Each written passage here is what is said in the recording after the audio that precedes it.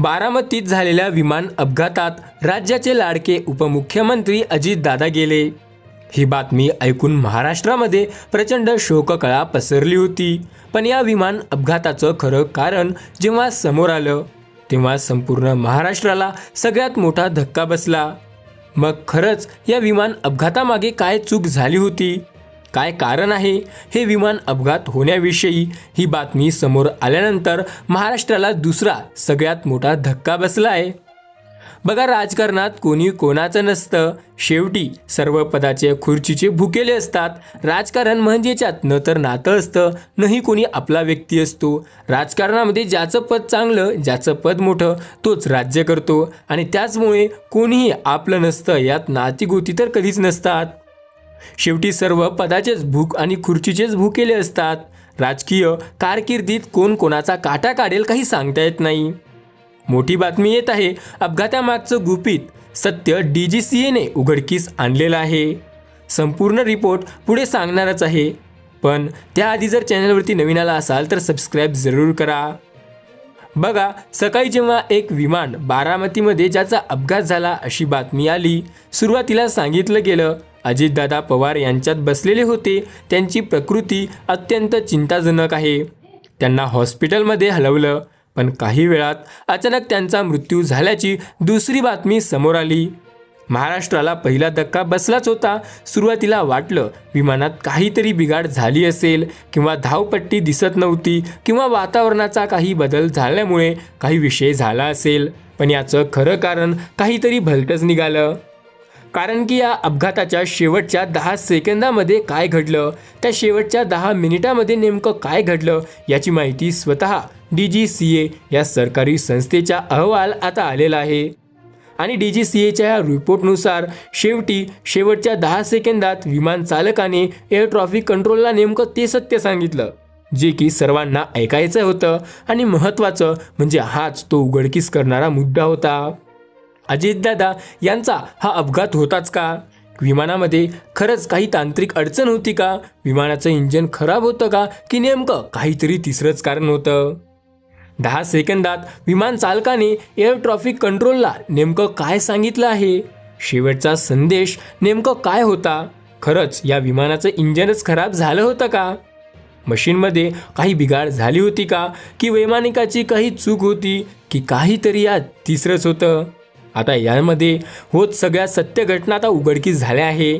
खरंच हा अपघात होता, की खरंच यामागे पण एक वेगळं काहीतरी कारण होतं, की काहीतरी मोठं राजकारण होतं? मग नेमकं या अपघाताच्या शेवटच्या क्षणी नेमकं काय घडून चूक केली, की कोणाची यात चूक होती? हा अपघाताच्या आदल्या रात्री काय झालं होतं? आणि नेमकं हा प्रकरण खरंच अपघात आहेच का?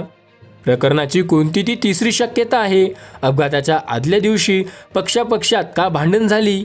काय आहे अपघाताचं खरं कारण? चला जाणून घेऊया या प्रकरणाचा सविस्तर रिपोर्ट।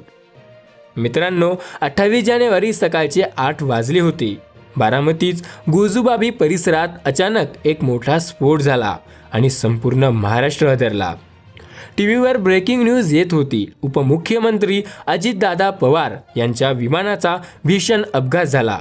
सुरुवातीला बातमी समजली जेव्हा दादा खूप जास्त जखमी आहेत, पण त्यानंतर काही तासातच अशी बातमी समोर येते जिने महाराष्ट्राच्या काळजाचा ठोका सुटतो।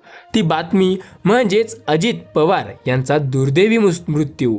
अजित पवार यांचा विमान अपघातात दुर्दैवी मृत्यू। सगळ्यांना प्रश्न पडला होता की अपघात नेमका झाला तरी कसा?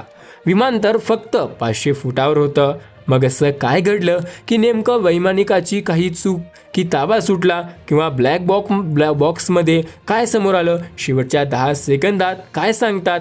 वैमानिकाचा नेमका तो आवाज काय होता? दादांचे शेवटचे शब्द काय होते? आदल्या रात्री विमानासोबत नेमकं काय झालं होतं? सगळी माहिती आता समोर आली आहे। या अपघाताचं खरं कारण काय असेल याची शक्यता आता समोर आली।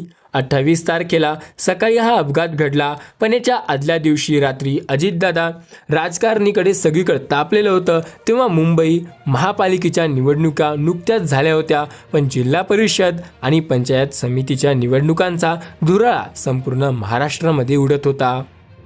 अजितदादा पूर्ण ताकदीने मैदानात तर उतरले होते आणि 28 तारखेला बारामतीमध्ये त्यांच्या 1-2 नाही तर तब्बल 4 सभा होत्या. सकाळी 8 वाजता मुंबईमधून दादा निघाले होते. विमानात त्यांच्यासोबत सुरक्षा रक्षक, एक PA आणि 2 पायलट. दादांच्या चेहऱ्यावर थकवा अजिबात नव्हता. या उलट निवडणुकीच्या रणनीतीचा एक वेगळं तेज होतं, पण नियतीच्या मनात काहीतरी वेगळं होतं. इकडे मुंबईत देवेंद्र फडणवीस, एकनाथ शिंदे आपापल्या बैठकीत व्यस्त होते. कुणालाही या संकटाची पुष्टीच नव्हती किंवा एक सेकंदसुद्धा कल्पना नव्हती. हे विमान सकाळी निघालं, पण कुणाला माहिती नव्हतं या विमानाचा पुढे जाऊन काय होईल. संपूर्ण महाराष्ट्राला हादरून टाकणारी ती घटना घडेल याचा अंदाज कोणालाही नव्हता. खरं तर हा अपघात नेमका का घडला यामागे कारण दडलेली आहेत. ती कारणे नेमकी काय आहेत? काय ब्लॅक बॉक्समध्ये समोर आलंय? अहवाल काय आलाय? DGCAने काय तपासणी केली?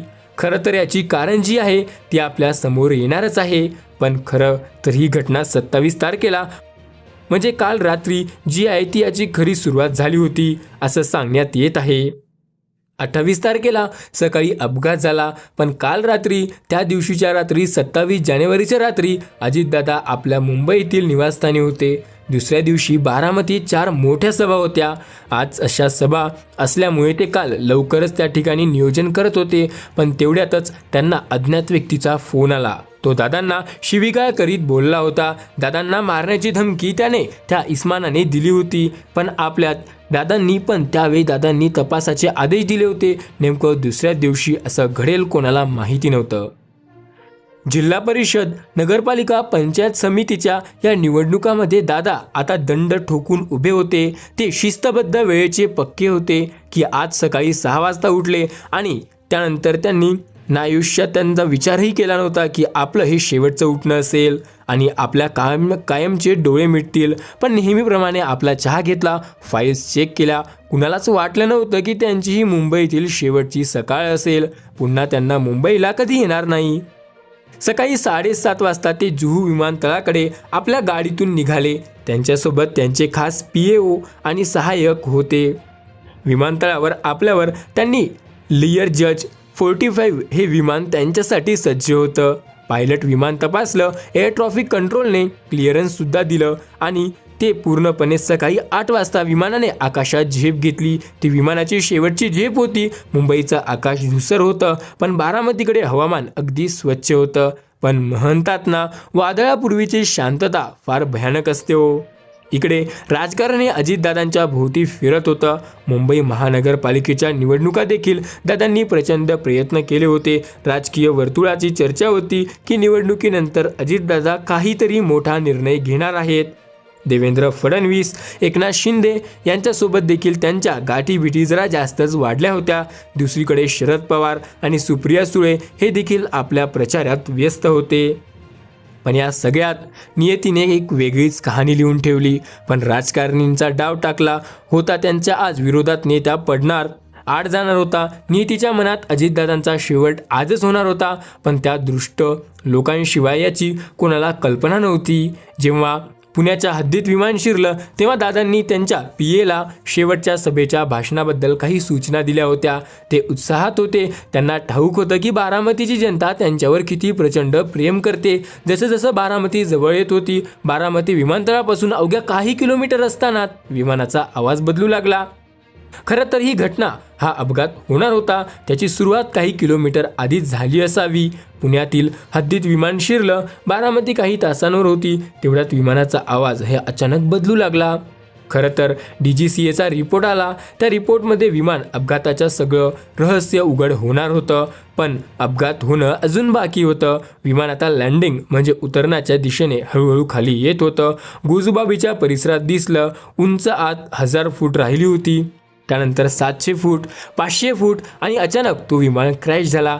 आणि त्यानंतर तिथे खूप मोठा स्फोट झाला आणि त्यामध्ये जेवढेही अजितदादासोबतचे त्यांचे सहकारी होते त्यांचासुद्धा मृत्यू झाला. या घटनेने सध्या संपूर्ण महाराष्ट्र हा हादरून गेला आहे.